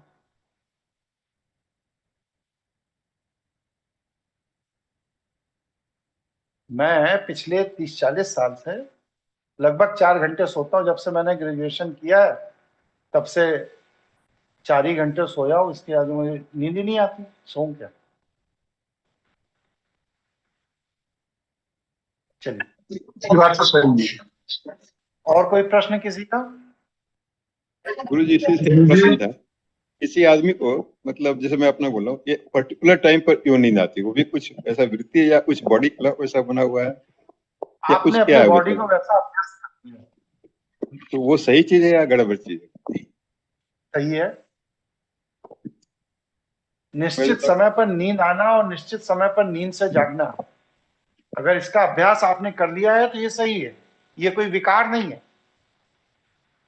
जी गुरु जी, वही पूछना था। अगर उस समय पर नहीं सोया तो फिर वो बाद में नींद आने में थोड़ा टाइम लगता है, हाँ, ऐसा कुछ हो जाता है। हाँ, तो वो शरीर को आपने व्यवस्थित कर लिया, ये अच्छी बात है। जी जी। सूर्यास्त होने के 3 घंटे बाद आदमी को सोने का अभ्यास करना चाहिए। मतलब कि जो सामान्य 8 घंटे नींद लेने वाले लोग, उनके लिए कह रहे हैं। 6 बजे तक सूर्यास्त हो जाता, 9:30 बजे तक खाना आना, मतलब 6, सवा 6 बजे भोजन कर लीजिए 7 बजे तक, और 9:30, 10 बजे बीच में सो जाइए। सुबह 4:30-5 बजे उठ जाइए, हो गए 6 घंटे। लेकिन जो साधना करते हैं उनको इतने नींद की जरूरत ही नहीं है। हमारे वो है सुशील जांगेड़, सुशील जुड़े हैं? सुशील, जी गुरु जी, आप कितनी देर सोते हैं? मैं 3.5-4 घंटे मैक्सिमम। बस 3.5-4 घंटे सोते हैं, जबकि सिविल इंजीनियर है, कंस्ट्रक्शन का काम है इनका। दिन भर खड़े रहते हैं, दिन भर भाग दौड़ करते हैं, 10 मंजिल ऊपर चढ़ना, 10 मंजिल नीचे उतरना, आप सब लोगों से ज्यादा मेहनत करते हैं, लेकिन नींद 4 घंटे लेते हैं। ठीक है। जब भी आपके आंतों में तमस अधिक होगा, ध्यान करिए, जब भी आपके भोजन में तमस अधिक होगा तो आपको नींद अधिक आएगी। हम लोग जो गेहूं और चावल खाते हैं ये जहर है। आप बाजरा खाइए, मक्का खाइए, कॉर्न खाइए, जुनरी खाइए, मूंग खाइए, लेकिन अरहर की दाल और गेहूं ये जहर है। इसको आप जब भी खाएंगे तो ये तमस है, ये आपको क्षति ही करेगा। पूरा दक्षिण भारत, पूरा दक्षिण भारत कह रहा हूं, चावल को पीसकर ओटकर उसे बैक्टीरिया डेवलप करके खाता है, चाहे वो इडली हो, चाहे सावड़ हो, चाहे ढोकला हो, चाहे बड़ा हो, चाहे जिस फॉर्म में हो। जब तक वो बैक्टीरिया डेवलप नहीं कर लेता उसके अंदर, तब तक दक्षिण भारत नहीं खाता। और आपका पूरा बिहार गरम करा और चावल खाना शुरू कर देते हैं। परिणाम देखिए, बिहार के आदमी को पूरी दुनिया में मजदूरी करने जाना पड़ता है, पूरी दुनिया में मजदूरी करता है बिहार। आप चीन जाइए, वहां भी 4 बिहारी मजदूरी करते मिल जाएंगे, अफ्रीका जाइए वहां भी मिल जाएंगे, ऑस्ट्रेलिया जाइए वहां भी मिल जाएंगे। मतलब कि बिहार का आदमी आपको विदेश में जहां भी मिलेगा हाई रैंक पर जल्दी नहीं मिलेगा। 90, 92, 95% वहां पर मजदूर के फॉर्म में मिलेगा। और दक्षिण भारत का आदमी पूरी दुनिया में जब भी मिलेगा आपको, उसमें 90-95% आदमी किसी ना किसी हाई डिजिग्नेशन पे काम करता मिलेगा, 5% आदमी ही कमजोर होगा। ये फर्क है, क्योंकि वह चावल को बैक्टीरिया डेवलप करके खाते हैं और बिहार का आदमी चावल को डायरेक्ट खाता है। ये हमारे खान पान का फर्क। जब चावल में बैक्टीरिया डेवलप कर लिया जाता है फिर खाया जाता है तो वह आंतों की ताकत को बढ़ाता है, और जब चावल को डायरेक्ट खाया जाता है तो ये तमस को बढ़ाता है। इसीलिए गेहूं भी पहले तो ना खाएं तो बहुत अच्छा है, लेकिन अगर खाना ही है तो या तो एकदम ताजा, जैसे ही सिका तुरंत खा लीजिए 10, 15, 20 मिनट के अंदर, आधे घंटे के अंदर। और अगर नहीं खा पाए तो फिर सुबह की रोटी शाम को खाइए और शाम की रोटी अगले दिन सुबह खाइए, तो उसमें बैक्टीरिया डेवलप होने दीजिए, तो आपका डाइजेशन सिस्टम सही हो जाएगा। हमारा ये जो मस्तिष्क है, इसी तरह नाभि में भी एक मस्तिष्क है, गट ब्रेन जिसे कहते हैं। पहले मेडिकल साइंस में लोग नहीं मानते थे, लेकिन अब वो मान गए कि गट में भी एक ब्रेन है, और एक घुटने के नीचे जो पिरड़ी है इसके अंदर ब्रेन है। और इन तीनों ब्रेनों का जब अलाइनमेंट होता है एक लाइन में, तो व्यक्ति ब्रह्मांडीय ऊर्जा से गवर्न होता है। और जब ऊर्जा का इन तीनों ब्रेन में अलाइनमेंट सही नहीं होता है तो व्यक्ति सामान्य मनुष्य होता है। जहां पर ऊर्जा का जितना असंतुलन होगा व्यक्ति उतना बीमार होगा। स्पष्ट है? किसी के मन में कोई प्रश्न हो, कोई जिज्ञासा हो तो पूछिए। स्पष्ट है गुरुजी।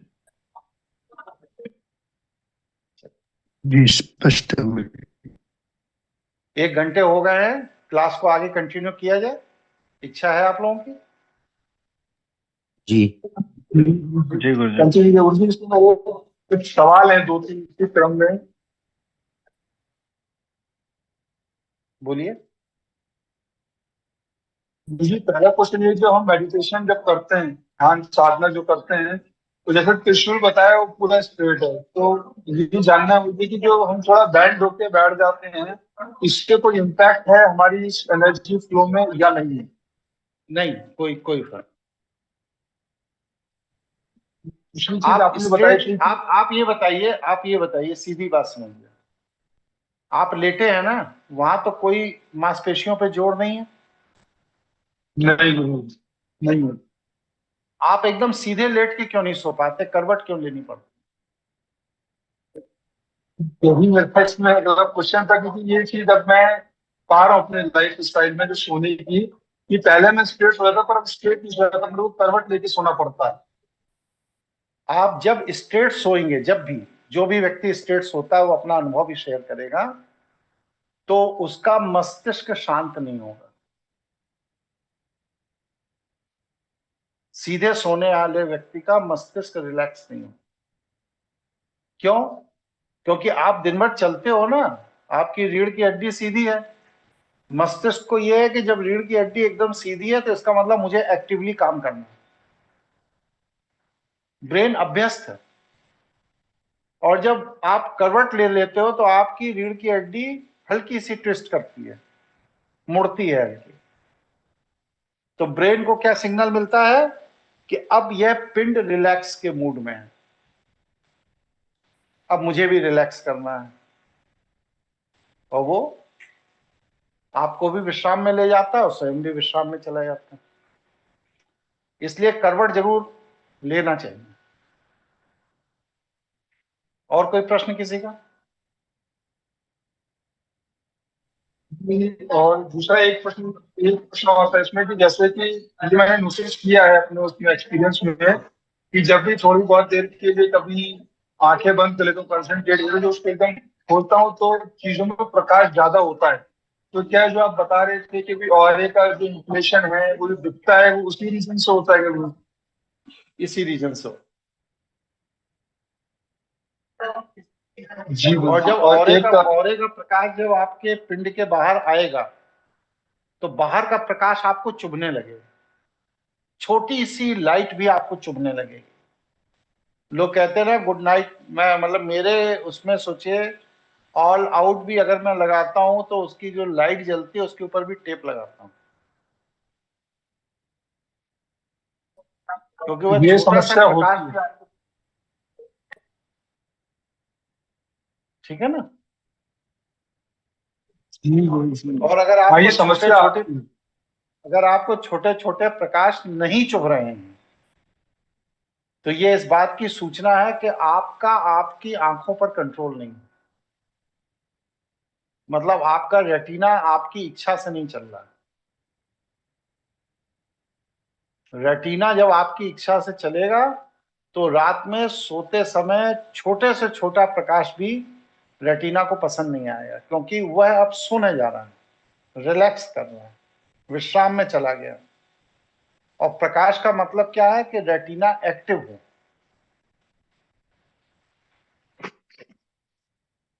ठीक है। जी जी गुरु। और एक छोटा, जब हम सोते, जैसे मेरे साथ क्या होता है, मुझे अधिकतर की नींद मेरी 3:30 से 4:30 के बीच में खुलेगी, या तो 4-5 या 4:10 के आसपास खुलती है। तो उसका तो जो है, लेकिन एक चीज ये होती है कि जब भी मैं उठता हूँ तो एकदम से नहीं उठता हूँ। जो ओम नमः शिवाय जो मेरा मंत्र है, ब्रह्मास्मि टेढ़ का, ये चलता है, वो कुछ देर के लिए उसी अवस्था में लेटा रहता हूँ, फिर मैं उठकर आगे चलता हूँ। तो ये स्व संचालित होता है, या क्या इसके अंदर चीज रह जाती है कि मतलब ऐसा करना पड़ेगा, जैसा आपने बताया, जिसमें चल रहा है वैसे चलता रहेगा? जैसा चल रहा है वैसे चलने दीजिए, शरीर अपने आप उस हिसाब से अपने को मॉडिफाई करता रहेगा। ठीक है। और भाई जी, किसी का कोई स्पष्ट। प्रश्न? जी गुरु जी प्रणाम, मानिक बोल रहे थे, एक प्रश्न था। हाँ बोलो मानिक जी। मानिक जी बोलो। गुरु जी तीनों बोन को एक अलाइनमेंट कैसे करेंगे अपन? क्या चीज मैं सुन नहीं पाया? तीनों तीनों ब्रेन को जी जी अलाइनमेंट एक साथ कैसे आएगा, मतलब ये? साधना से यही तो साधना की जरूरत है। तो अपन किस पोस्चर में बैठे कि तीनों एक साथ आ जाए? सामान्य पालती मार के बैठिए, जी गुरु जी। जिसमें आपको सुविधा है उस पोस्चर में बैठिए। हर आदमी के शरीर की बनावट अलग अलग है। कुछ लोग दुबले पतले हैं, कुछ लोग मोटे हैं, कुछ लंबे हैं, कुछ नाटे हैं, तो शरीर की बनावट अलग अलग है, इसलिए पालती मार के आराम से बैठिए। कोई ऐसा कठोर नियम नहीं है कि ऐसे ही बैठना है कि वैसे ही बैठना है, ऐसा नहीं है। ठीक है। गुरुजी जी, सो के उठने के बाद पहले तो ये धरती माँ को प्रणाम करके फिर आगे बढ़ते थे। देखिए, उसका साइंटिफिक कारण समझिए। धरती माँ को जब आप प्रणाम करते हैं तो आप हाथ से ऐसे धरती माँ को छूते हैं, अपने आज्ञा चक्र पे लाते हैं, फिर ऐसे करते हैं, फिर आज्ञा चक्र पे लाते हैं, फिर ऐसे करते हैं, फिर आज्ञा चक्र पे लाते हैं। ये इस बात की सूचना है कि आपके आज्ञा चक्र के अंदर जो भी ऊर्जा है, उस ऊर्जा को पृथ्वी तत्व के साथ आप तालमेल बना रहे हैं। 3 बार स्पर्श से वो पृथ्वी तत्व के साथ तालमेल बन जाता है। बहुत से लोगों की शिकायत क्या होती है, आप देखिए, हम अपने बेड पे सोते हैं तो सो लेते हैं, दूसरे के यहाँ जाते हैं तो नींद नहीं आती।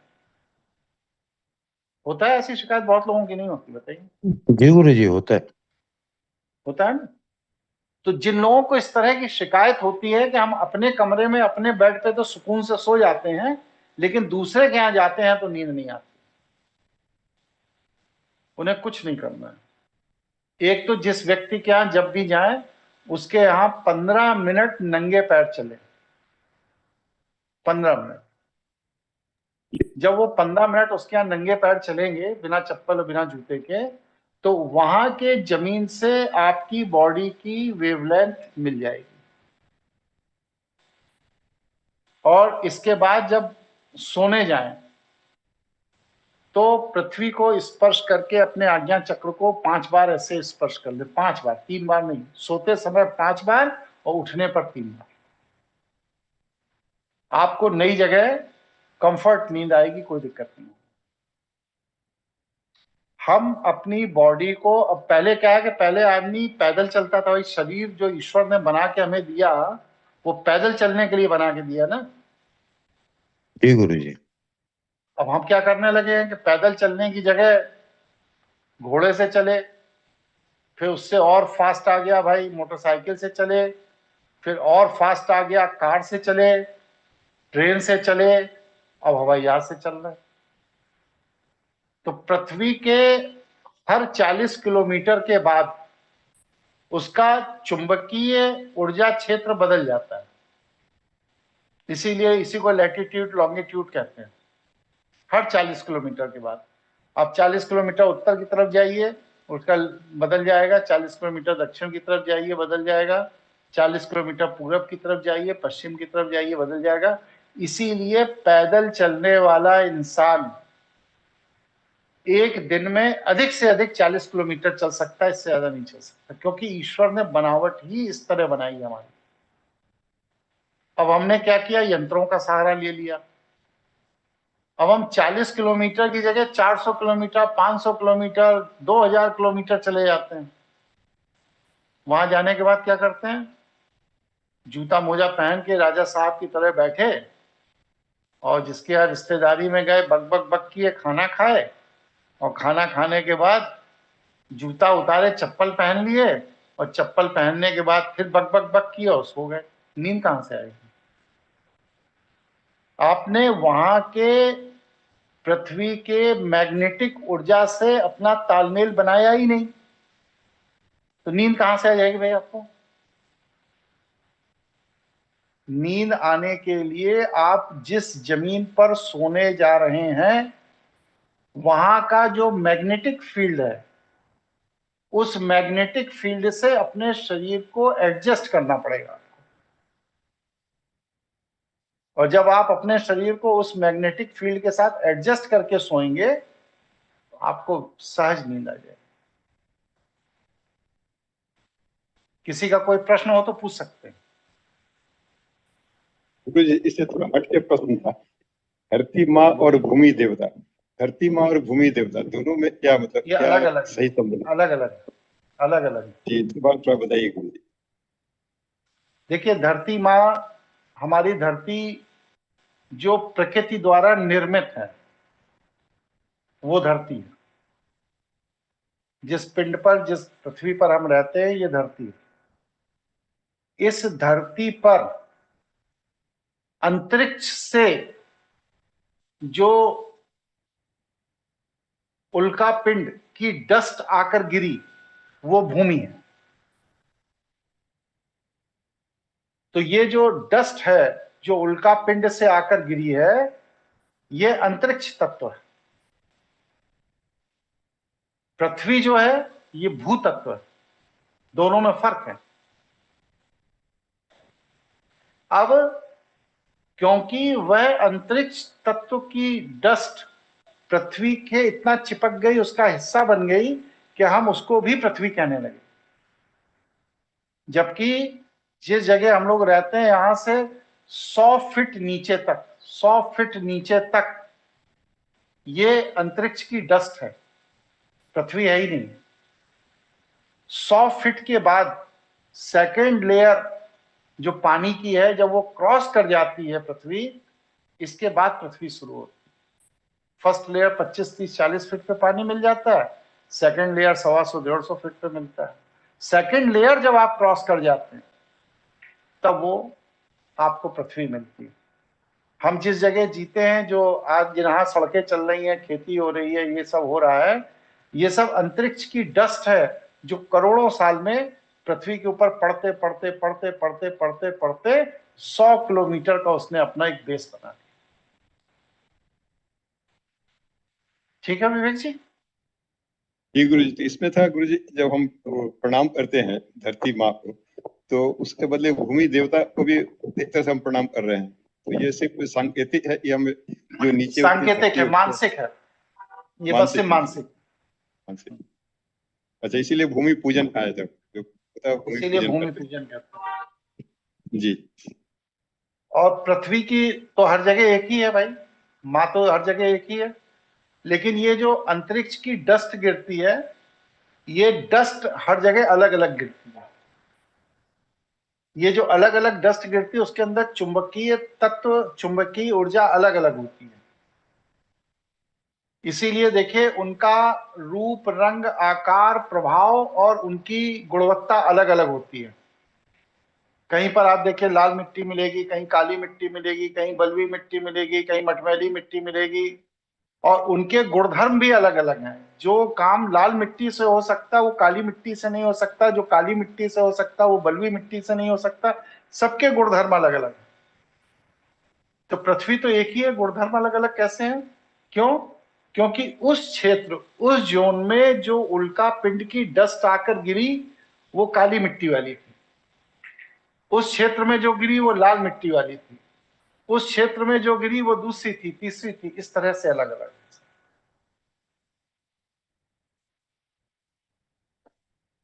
ठीक है, स्पष्ट हुआ?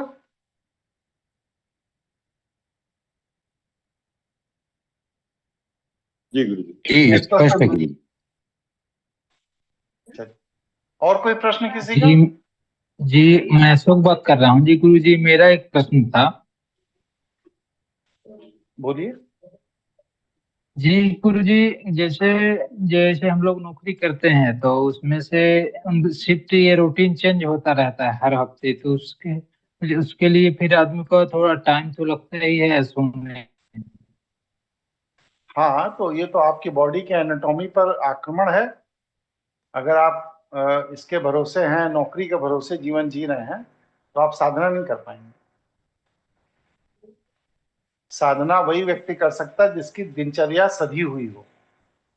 अगर दिनचर्या आपकी किसी दूसरे के अधीन है, अच्छा दिनचर्या में आप किसी दूसरे के गुलाम हैं, तो फिर आप नौकरी थोड़ी, फिर आप साधना थोड़ी कर पाएंगे। साधना का थोड़ा सा अभ्यास कर लीजिए, लेकिन अगर गहरी साधना करना है तो दिनचर्या स्थिर होनी चाहिए। जी ठीक है, और कोई जी, प्रश्न किसी का? धन्यवाद।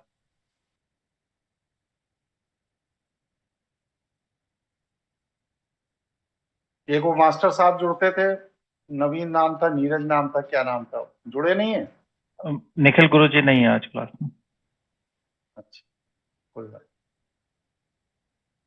जिन साथियों ने आगामी अर्थ भैरव में प्रवेश नहीं लिया है उसका क्या कारण वो पा रहे हैं, क्यों नहीं लेना चाह रहे हैं? 2-4 साथी बताएं कि मैं इस वजह से नहीं ले रहा हूं।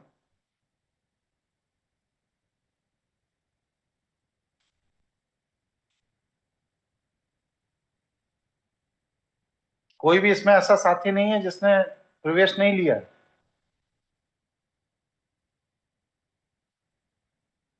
जी मैं ऐसा हूँ। आप तो काफी पुराने हैं, नए साथियों में मैं मतलब मैं बस से वो मानसिकता जानना चाहता हूं कि प्रवेश क्यों नहीं लिया उन्होंने, वो कारण मैं जानना चाहता हूं, बस और कोई उत्सुकता नहीं। जी आर्थिक समस्या है गुरुजी। आपने ये बात कही कि मेरी आर्थिक समस्या है, मैं प्रवेश लेना चाहता हूं लेकिन आर्थिक कारणों से नहीं ले पा रहा हूँ, ये बात आपने संस्थान में कही? नहीं ऐसा तो कहा नहीं। क्यों नहीं कहा?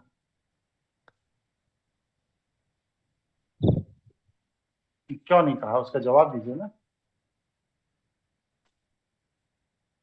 बस ऐसा मन नहीं हुआ गुरुजी, ऐसे बस कैसे कहूँ बस। बात वही है ना, अज्ञात भय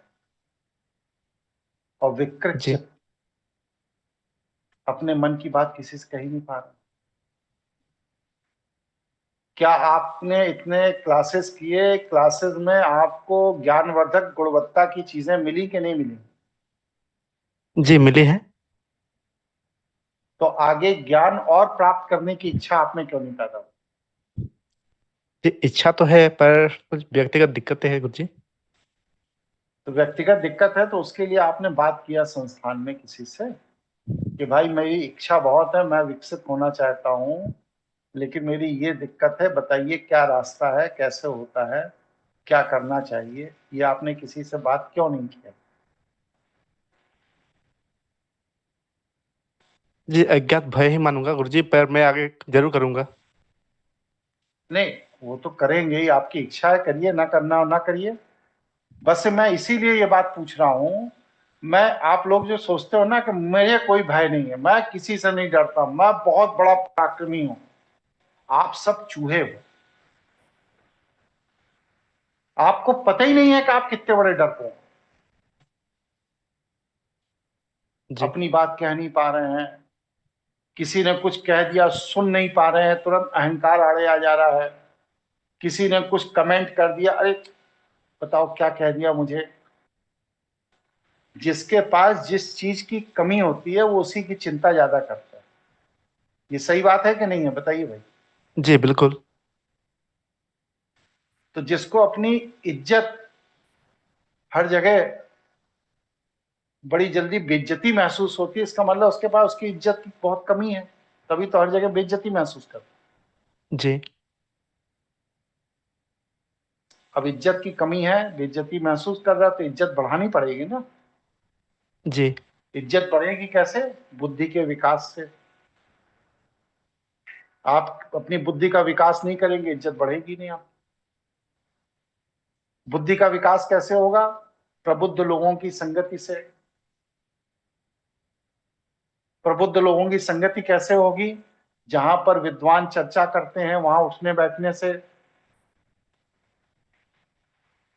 और नहीं तो ईश्वर ने तो दंड देने के लिए आपको पृथ्वी पर भेजा ही है।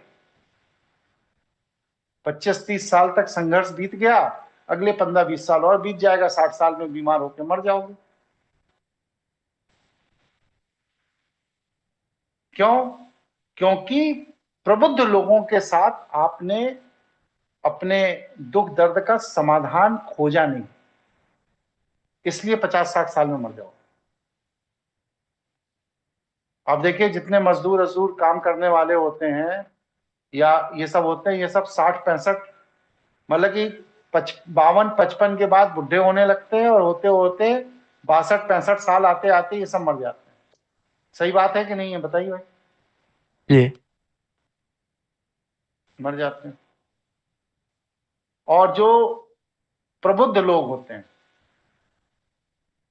वो 80, 85, 90, 92, 95 साल तक जीवित रहते हैं। ये जापान सबसे प्रबुद्ध देश माना जाता है। आदमी 120, 125 साल तक जिंदा है। तो क्यों वो 125 साल जिंदा और आप क्यों 60 साल में मर रहे हैं?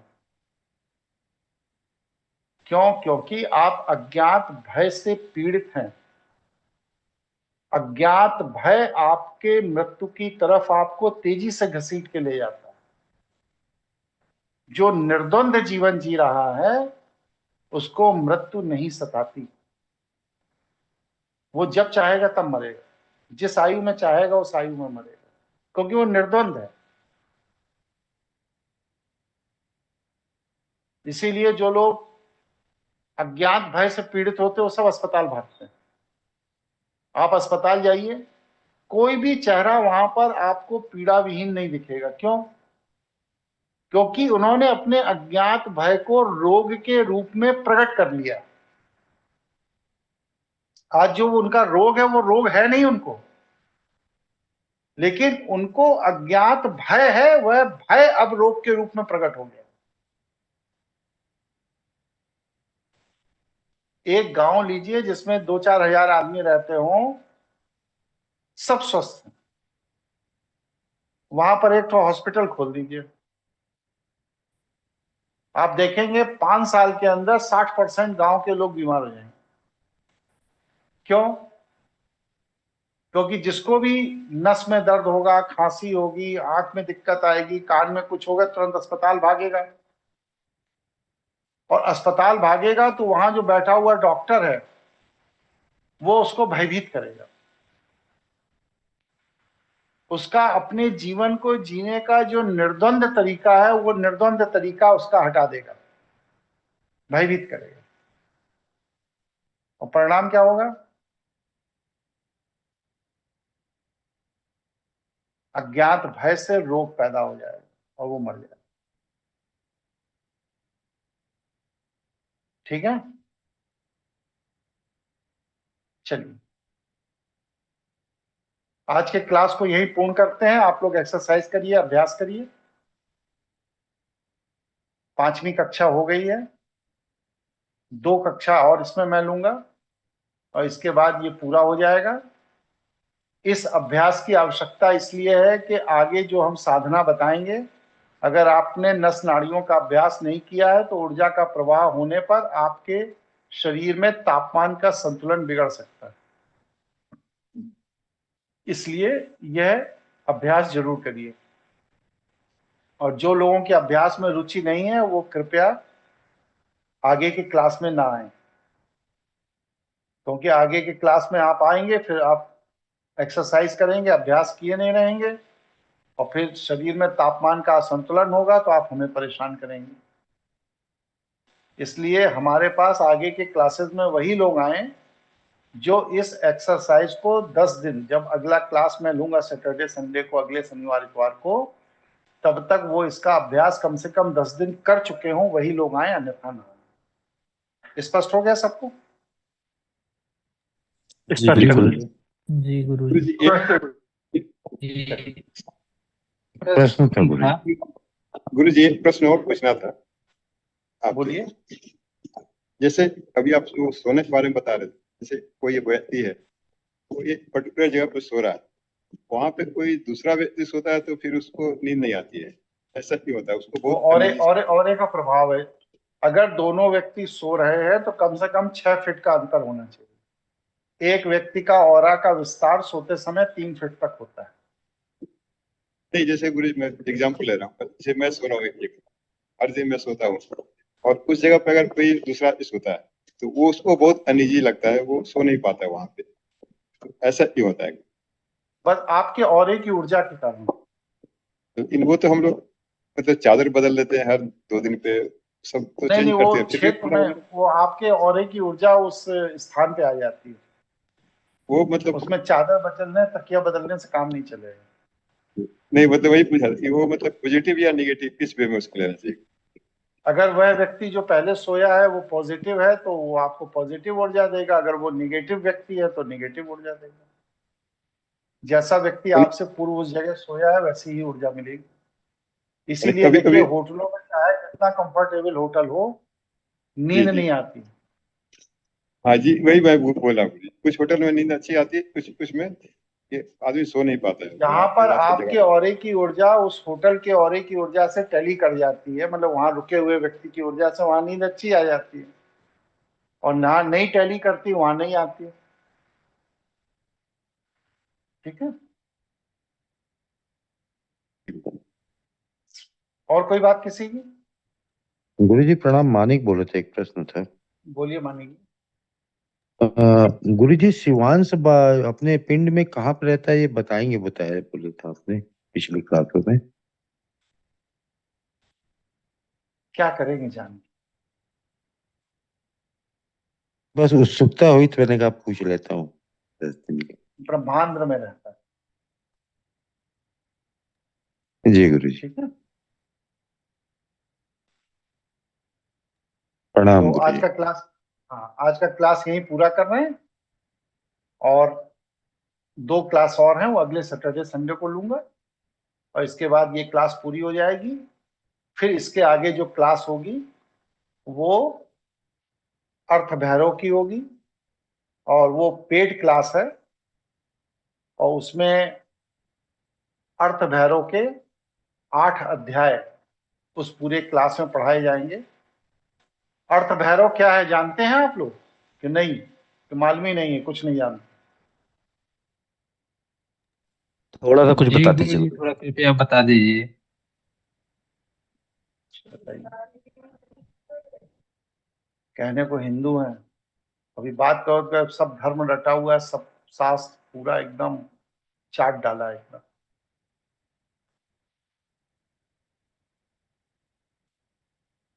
बड़ा अजीब।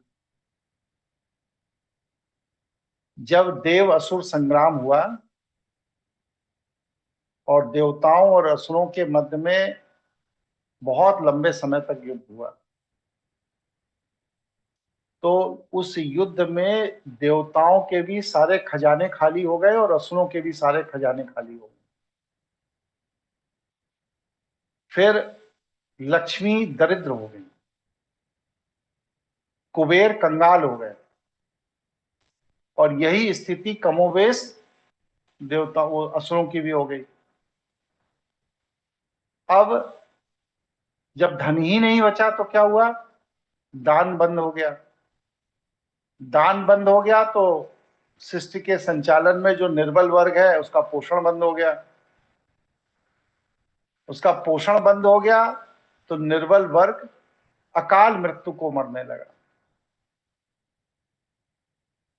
तब भगवान शिव को चिंता हुई कि निर्बल वर्ग अगर अकाल मृत्यु को मरेगा, क्योंकि सबल लोगों ने युद्ध में अपना धन नष्ट कर दिया, तो उनको जब चिंता हुई तो उन्होंने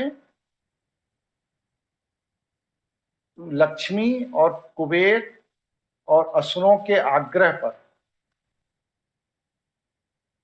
ब्रह्मांड से, ब्रह्मांडीय ऊर्जाओं से अर्थ को कैसे आकर्षित किया जाए,